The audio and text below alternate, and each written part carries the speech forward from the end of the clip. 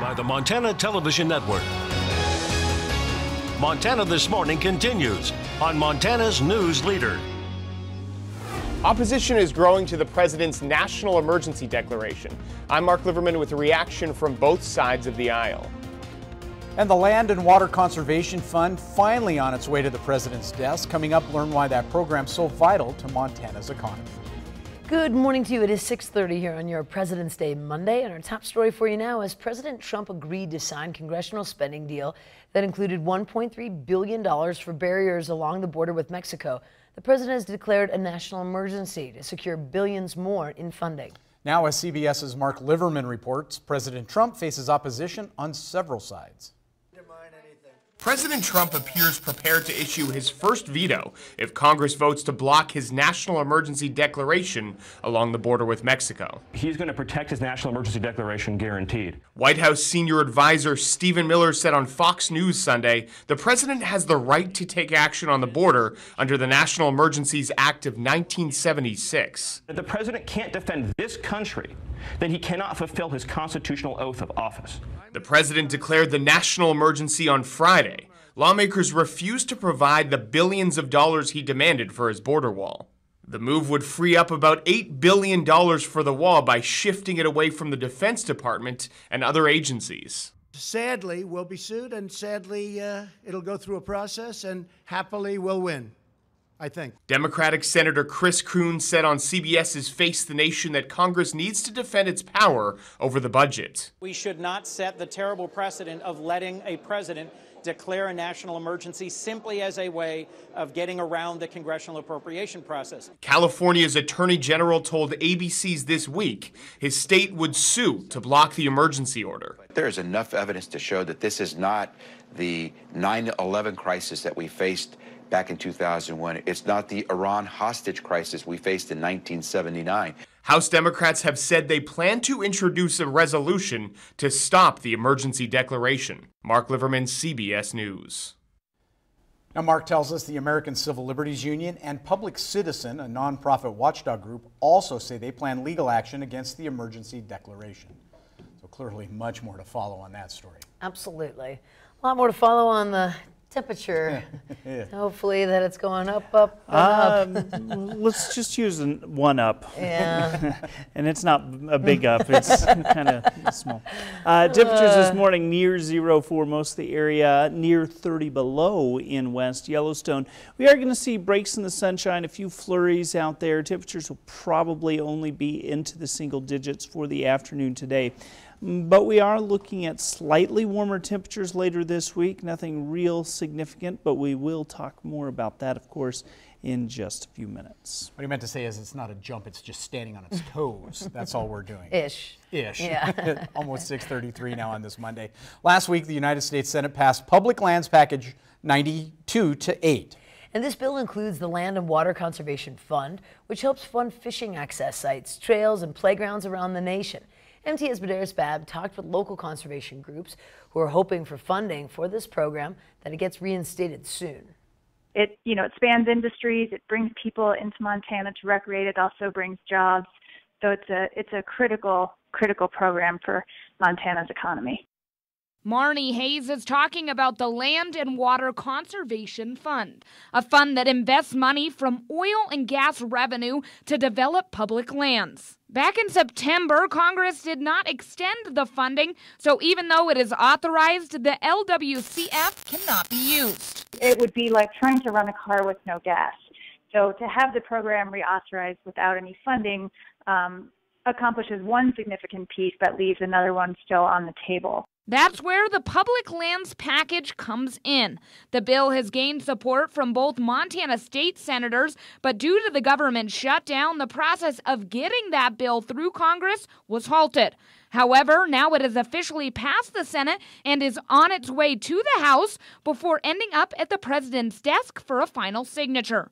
Winter Wildlands Alliance employee Hillary Eisen says each day the funding isn't extended, the American people lose out on about $2.5 million in money that could be going towards parks, trails, and habitat conservations.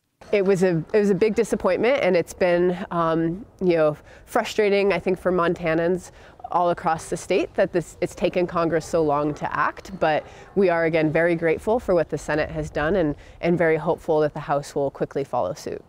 Both Eisen and Hayes say this program is extremely crucial not only for access, but for the state's economy. In Bozeman, Medeiros Babb, MTN News. This will hit home for you. Some of those sites that do get funding from the LWCF includes Peets Hill and Bogart Park right here in Bozeman. In other headlines this morning, Senator Steve Daines recently visited the Rimrock Foundation in Billings. Senator spoke with people at the Willow Way program home and at the main facility for Rimrock. Willow Way allows mothers to go through detox and rehab while staying together with their children. He learned just how important some of these programs are for those going through treatment. What would happen if you didn't have this? What if you think about where this has been going with these women, their children? Without this, where does this end oftentimes for these families? Jail, foster care, broken families. The senator says the Willow Way is just the type of program he fought to include in the Child Protection and Family Support Act, which he co-sponsored some 2 years ago. In other news, we're learning more about a former Lewis and Clark County Sheriff's deputy who's been charged with 80 counts of sexual abuse of a child. Virgil Wolf appeared in Cascade County Court Friday afternoon. The investigation into Wolf started in June of 2017 after a victim disclosed the alleged abuse to a counselor. According to court documents, the victim said the abuse started when she was a child and continued into her teens. During a search warrant, agents obtained several electronic items from Wolf's residence and sent them to the Department of Homeland Security for forensic analysis. Court documents say agents found hundreds of inappropriate photographs of children on those devices. Lewis and Clark County Sheriff Leo Dutton says Wolf's employment was terminated with cause on February 21st of 2008 by then Sheriff Cheryl Leadley. We brought him back for further training issues, have him here locally, and there were some cases that led to his termination. Now, Dutton added that Wolf's termination was not related in any way to the charges that he currently faces. Wolf's case will be prosecuted in Cascade County. Also, the American Civil Liberties Union is representing 2 Havre women who say they were questioned by U.S. Customs and Border Protection at a convenience store back in May. Now, one of the defendants asked the Border Patrol why they were singled out.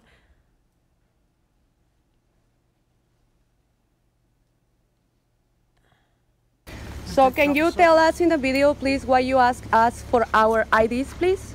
Ma'am, the reason I asked you for your ID is because I came in here and I saw that you guys are speaking Spanish, which is very unheard of up here. Okay.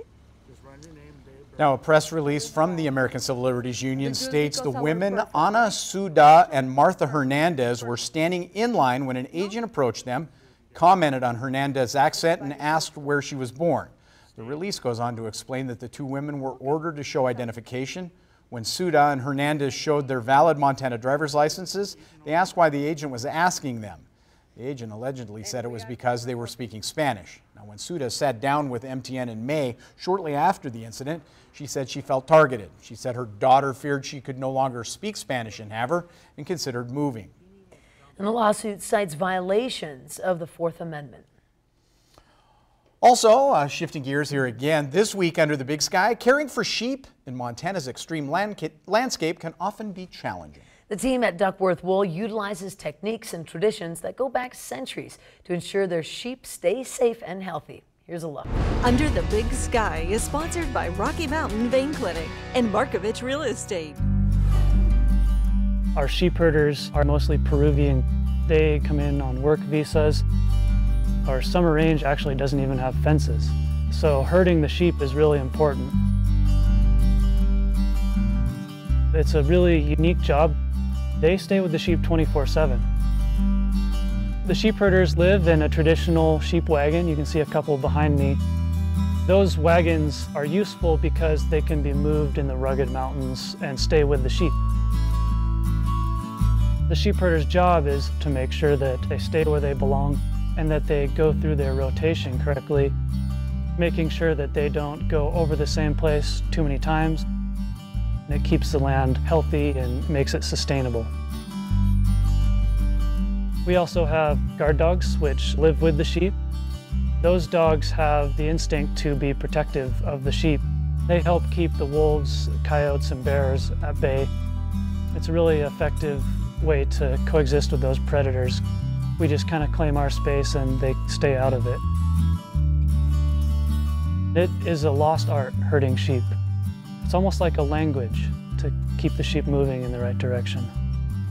A good sheep herder will direct the dogs, and the dogs will go out and very gently move the sheep. Those dogs do all the heavy lifting, and they love it. It's the only thing they want to do.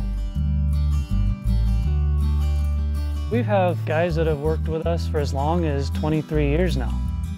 It's our job keeping them supplied with what they need. It takes frequent trips to the mountain, hauling supplies up, groceries to the sheep herders, dog food for the dogs. It's all about keeping the sheep happy, because at the end of the day, when we take care of the sheep, they take care of us. I love that. That was fabulous. Very cool. Yeah, very neat. It is time for a quick break here on Montana This Morning. Coming up, the FDA approves a new device to treat newborn, low birth weight babies with heart defects. A fascinating story when we return. But first, we're going to check in with Gail King to see what's coming up at 7 o'clock on CBS This Morning. Good morning to you. Ahead on CBS This Morning, what you did not hear last night from former acting FBI Director Andrew McCabe on 60 Minutes, the decision behind appointing a special counsel for the Russia investigation, and who Rod Rosenstein was thinking about seeking advice from. Plus, we're going to take you to the birthplace of the modern violin in the effort to preserve, listen to that, the precious sounds of Stradivarius instruments. Sounds good, right? We'll see you at 7 o'clock, top of the hour.